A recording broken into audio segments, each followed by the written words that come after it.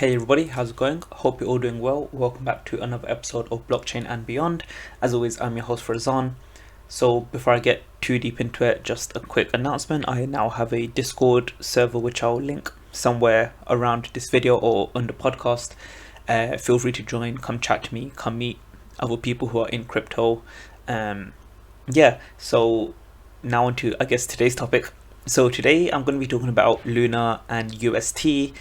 I'm going to talk about why it inevitably failed, what was the cause of it failing, and I'm going to break it down to hopefully make so everyone can understand.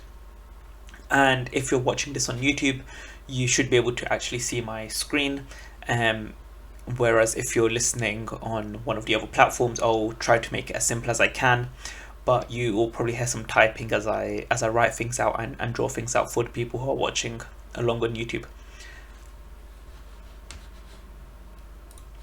So a bit of other news regarding LUNA. So they've actually announced that they're launching a new chain, which is going to be like a Terra version 2, which should be launching sometime today. I'm not exactly sure when. So as a result, the old Terra has been rebranded to Terra Classic, and the new Terra will actually just be called Terra instead. So that's something you probably need to keep an eye out for if you're looking at these tokens now. So what I've got prepared here is a big sheet of things that we're going to go through.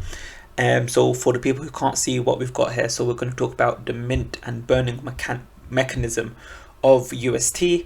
So how is UST entered into the system and how it leaves the system. We're going to be talking about the Anchor protocol, which was the main platform offering people returns on their UST.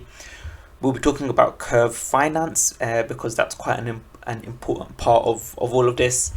We're going to talk about what the actual problem was and why this all collapsed. And we're also going to talk about the two different ways that people basically got as much money out as they could. So we're going to take it step by step. So first we're going to talk about, I guess, the minting and burning mechanism of UST. So for anyone who's not aware, UST is a stable coin, which means its value is aimed to remain at approximately $1, and they have incentives for people to keep this value at $1, but we'll explain why this didn't happen in the end. So they can't just make UST out of thin air, they need to back it with something. So in this case, you can actually burn LUNA for UST.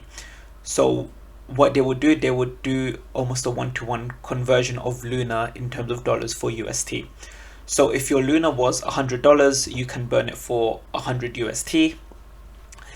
Similarly, if your LUNA is $90, you can burn LUNA for 90 UST.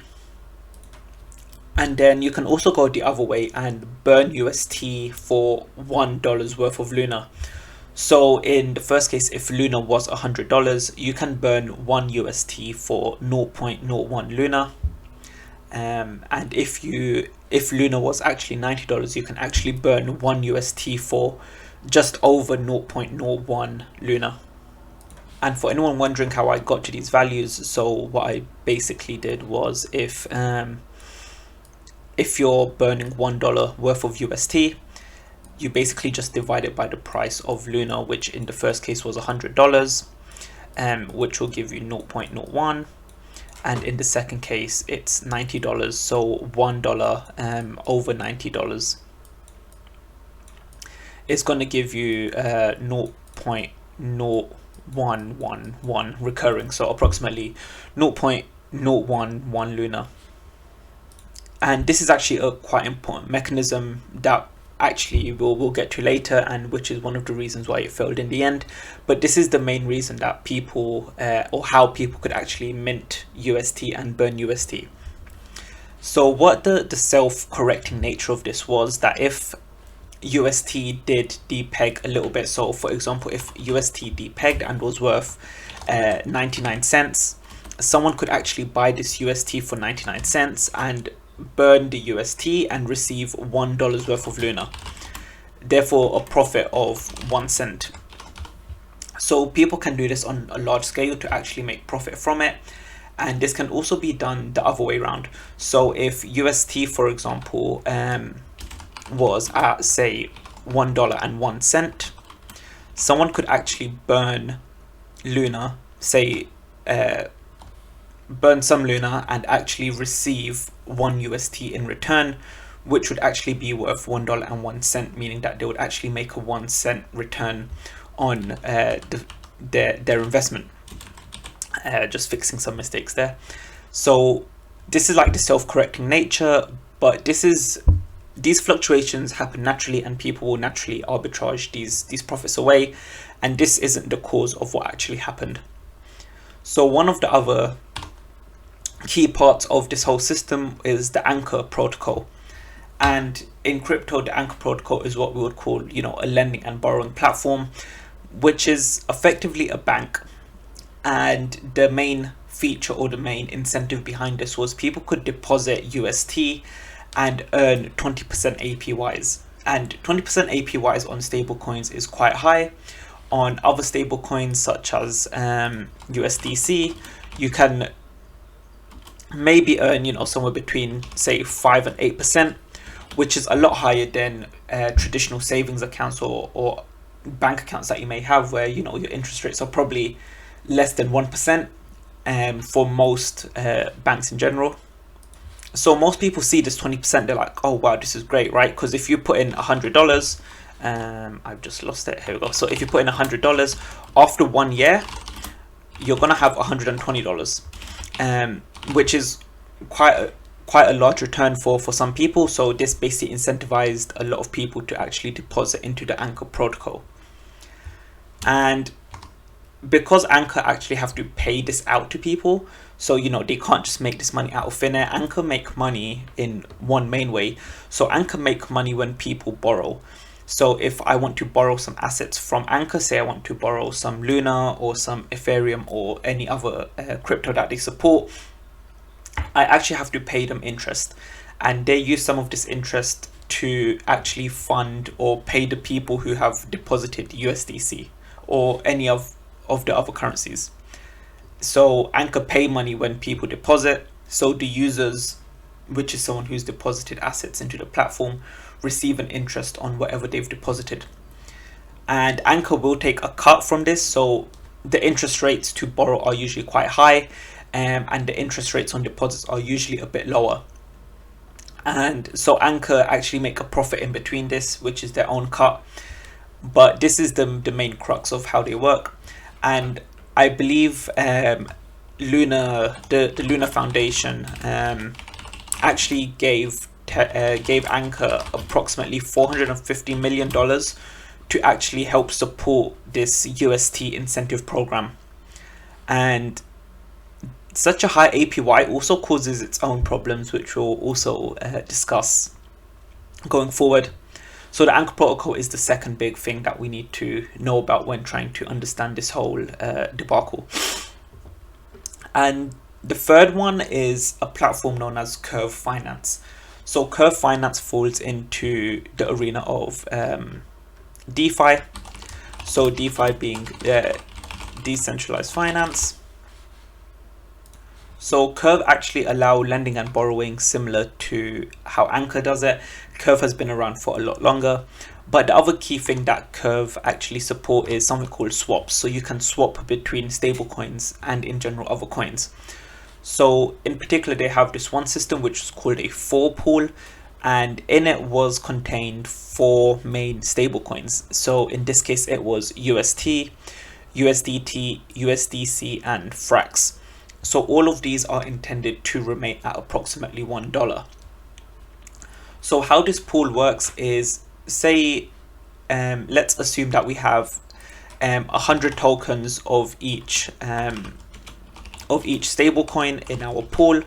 So we have 100 UST, 100 USDT, 100 USDC, and 100 Frax. So this pool is effectively in balance, so I can swap any one of these for another one of these coins. And the idea behind it is that it's almost self-regulating, because if the pool becomes imbalanced, some people will actually arbitrage some of this profit away. And this Curve Finance also plays an important part of the fall or collapse of UST in particular, which we'll also get into more. So right now, as a user, we have, kind of a good story, or as, someone who deposited into the Anchor protocol. You're like, hey, I can mint dollars, and I can receive 20% on this, which is quite a lot. Receive 20% on my deposits, which is quite a lot if you're comparing it to bank accounts or even some traditional stocks and shares investments.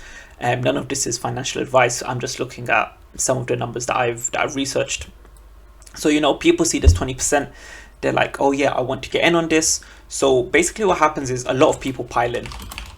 And at one point, Anchor had several billions worth of UST deposited into their systems, which they had to pay this 20% on.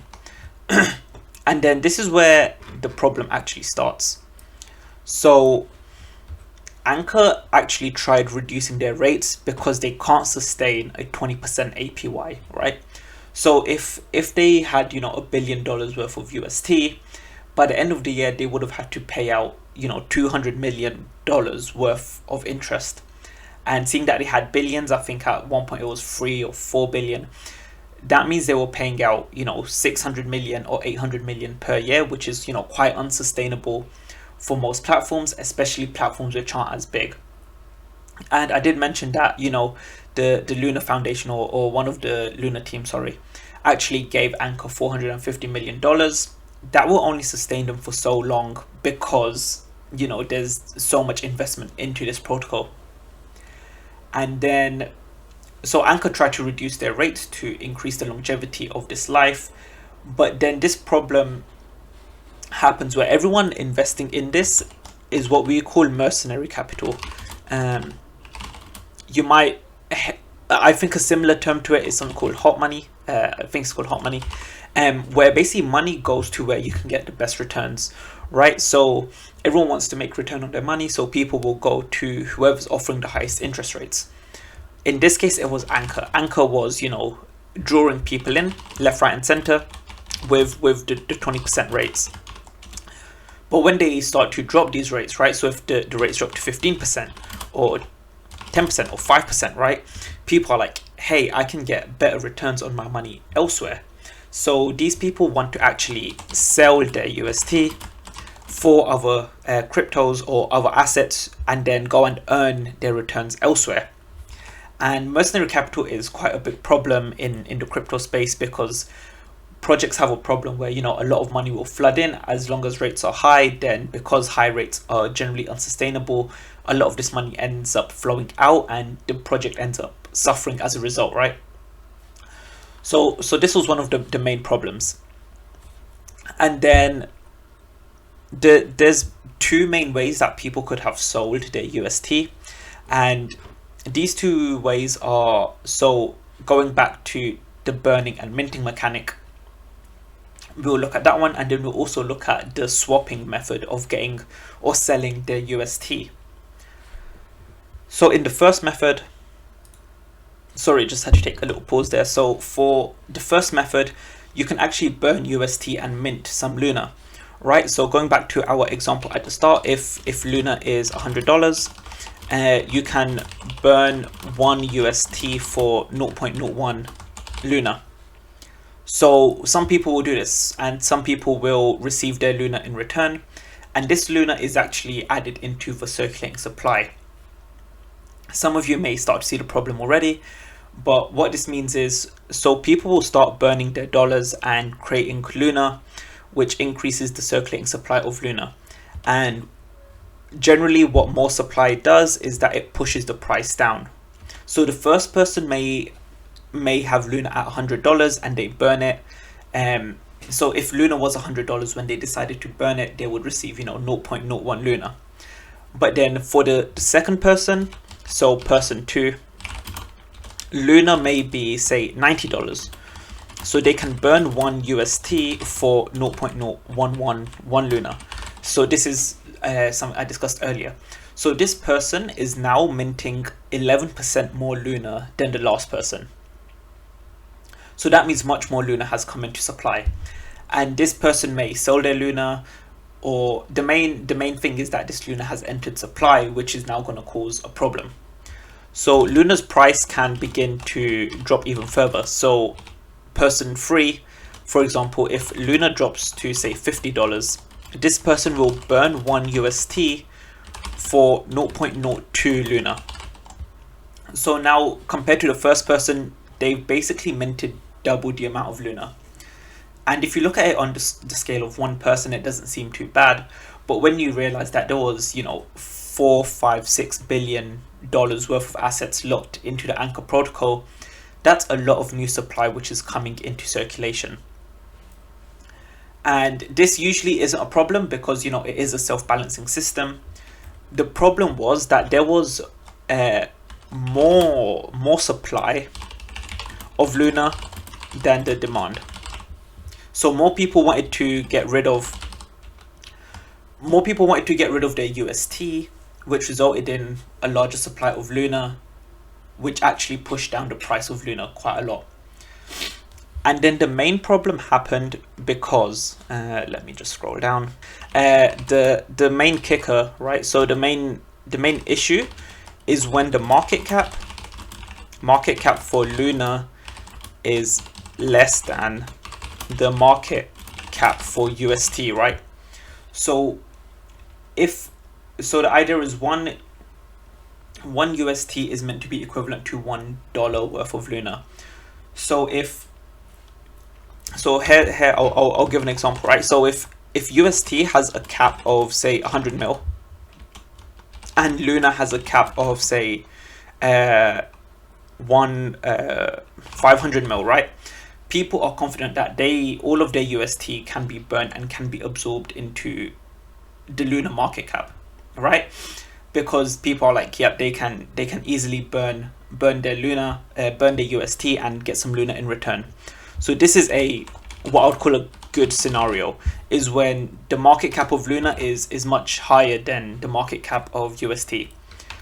What a bad scenario will look like, and which is what eventually happened as the price of Luna started to drop, is that say the market cap for UST was 100 mil and the market cap for Luna was say 50 mil, there's all of a sudden approximately $50 million worth of, you know, bad debt which can't be accounted for.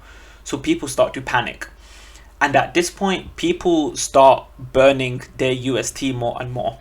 And this is sort of what we would call a bank run, which is something which happens in real life as well, when, you know, banks basically don't have enough money to pay people back in terms of what's in their account. So people try to withdraw their money, but the bank says, sorry, we don't have your money with us.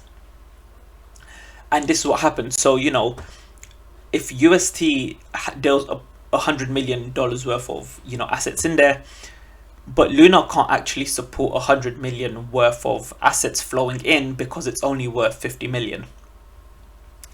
So more and more people start to burn their Luna, and what we see is the price get pushed down more and more and more. So, you know, if in this example Luna was $50, in a future example, right, a few days later Luna was say $1. So that means you can burn one UST. So I just realized some of my recording didn't go through, but as I was saying, so if the price of Luna was, you know, $1, you can burn 1 UST for exactly 1 Luna, and this basically causes a lot of supply and not a lot of demand, which pushes the price down a lot. And the main issue was when the market cap for Luna is less than the market cap for UST, right? So if the UST market cap is 100 mil, people are confident that they can burn all of their UST and receive an equivalent amount of Luna in return, which is a good scenario. But then a bad scenario actually happened, right? So when the market cap for UST, which was say, for example, 100 mil, was higher than the market cap of Luna, which was 50 mil, right? So people are like, hey, we've got all of this bad debt that we can't actually redeem. Let's try to bail out. And this was the main changing point for this whole system, which basically caused a vicious cycle. The other method for selling UST was using Curve Finance and these stablecoin pools. So for example, if the pool had 100 of each token to begin with, and I put in one USDC and removed one USDT, the pool becomes slightly imbalanced. And people use this as an arbitrage opportunity to make some money.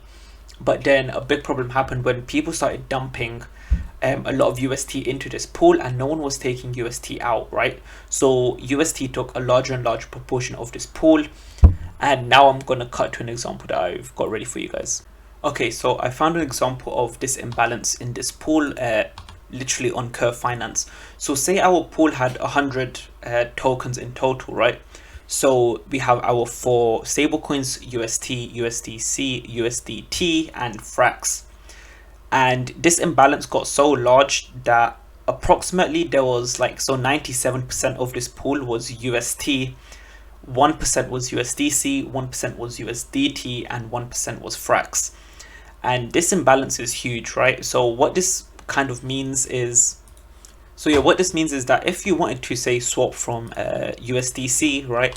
So USDC to UST, your one USDC will actually get you approximately 26 UST. And that is quite a big exchange rate for something that was meant to remain at $1. So what this means, the effective exchange rate is UST is worth about 4 cents, which is really quite terrible for something that was meant to remain pegged to $1. And yeah, this is where a lot of problems also arise, because people basically dumped UST into this pool, causing a huge imbalance. And the problem was also that no one else wanted UST, right? So people saw that the rates were dropping, there was less demand for it, and there was basically a huge influx of supply, which basically threw a lot of the pools off balance, which is something which isn't that great. It does happen from time to time, but it can usually fix itself. But we saw here 97% of this pool of money being UST. So it's 97% of something that people don't even want.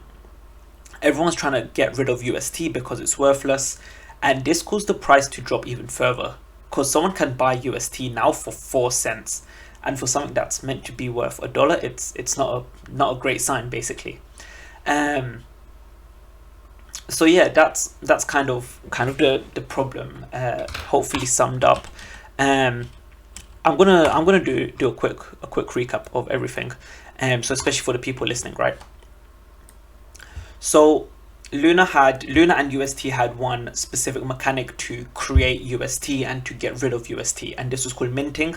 So you can, if LUNA was $100, you can burn your 1 LUNA, so you can get rid of your 1 LUNA and receive 100 UST in return, and vice versa, right? So in this case, you can burn 1 UST and receive 0.01 LUNA. The important thing to know is, as the price of LUNA goes down, each UST you burn will get you more and more LUNA. So if the price of LUNA was $50, right, each UST you burn would actually get you 0.02 LUNA, which is double what it was if LUNA was $100. That's just a simple maths equation.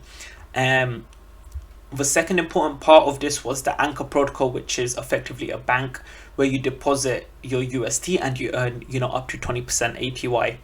And Anchor had a system to make money off of this, but their incentives, which was 20%, was a bit too large.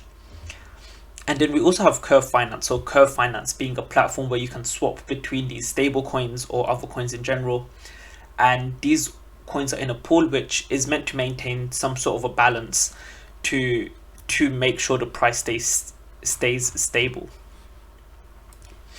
So the problem ended up being that Anchor couldn't sustain this 20% APY due to this concept of mercenary capital or hot money, where people basically put their money where they can get the best returns. As a result, there was billions of dollars worth of assets trying to earn this 20% APY, which Anchor couldn't sustain. So they tried to reduce their rates. As they reduced their rates, people found better rates elsewhere in other assets, so started to sell all of their UST to do so.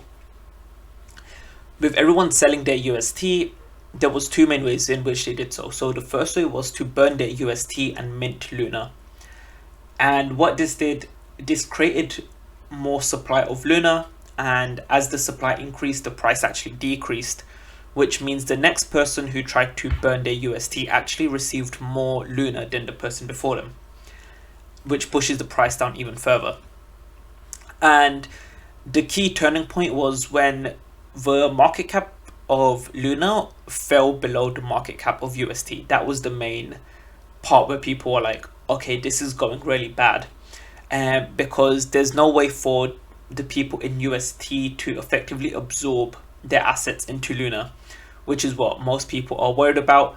And this is what caused, this vicious downward cycle of people burning more and more UST for increasing amounts of Luna, where, right now, if you were to burn 1 UST, you'd actually receive, I've got the number here, approximately 7,500 Luna, which is a crazy amount. And the other thing which caused the price to drop was these the pool that we discussed in Curve Finance, right?